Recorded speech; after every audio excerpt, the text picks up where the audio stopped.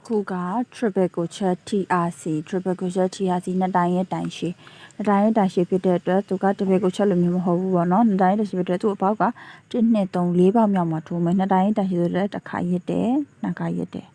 4ပေါက်မြောက်မှာအပေါက်ထဲကိုအလေးထိုးထည့်လိုက်မယ်ကြိုးစားလေးစစ်ထိုးလိုက်မယ်ဒါဆိုရင်တုံးမှာ4ရစ်ပေါ့နော်4ပေါက်ရှိတယ်အဲ့တော့2ပေါက်ကြားတဲ့နေတစ်ခါထုံမယ်ပြီးရင်2ပေါက်ကြားတဲ့နေတစ်ခါထုံမယ်2ပေါက်ကြားတဲ့နေ sorry နှစ်ပေါက်ကြားတွေကနေပြီးတော့တစ်ခါထုံမယ်3ခါထုတ်ရမယ်နော်အဲ့တော့နှစ်တိုင်ရစ်တိုင်ရှိဖြစ်တဲ့နှစ်ခါရစ်မယ်ပေါက်ကြားတွေကနေပြီးတော့နောက်တစ်ပေါက်နော်ဘေးဘက်အပေါက်နော်ဘေးဘက်ပေါက်မှာကျိုးစားလေးဆွထုတ်လိုက်ပြီး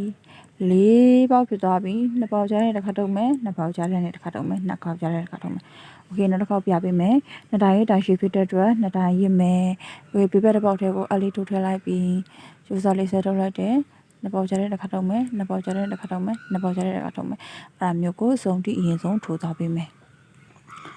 ဆိုတော့ဆုံးထိရောက်သွားပြီပေါ့နော်ဆုံးထိရောက်သွားပြီဆိုရင်အောက်မှာဘယ်နှတိုင်းရှိလဲကြည့်မယ်1 2 3 4 5 6 9 8တိုင်းရှိမယ်ဒီဖုံမီ3ခုစာချန်ထားတဲ့နေရာကိုလည်းတတိုင်းအနေနဲ့ယူမယ်ပေါ့နော်ဖုံမီ3ခုစာချန်ထားတာဖြစ်တဲ့အတွက်အပေါ်တက်မယ်ဆိုရင်ဖုံမီ3ခုကျင်မယ်ကျပြီးတော့ရင်သူ့အောက်တက်တဲ့ဟာဒီအပေါက်မှာမထိုးဘဲနဲ့ဒီသူဘေးဘက်အပေါက်မှာထိုးထည့်မယ်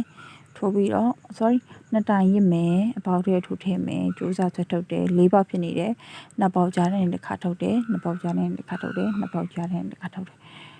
အဲ့လိုမျိုးဒီအဆုံးထိထိုးမယ်ဒီဘက်ထိရောက်ရင်လည်းဒီပုံမျိုးစုံကိုထိရောက်နေဒီနေရာလေးမှာလေးပေါ့နော်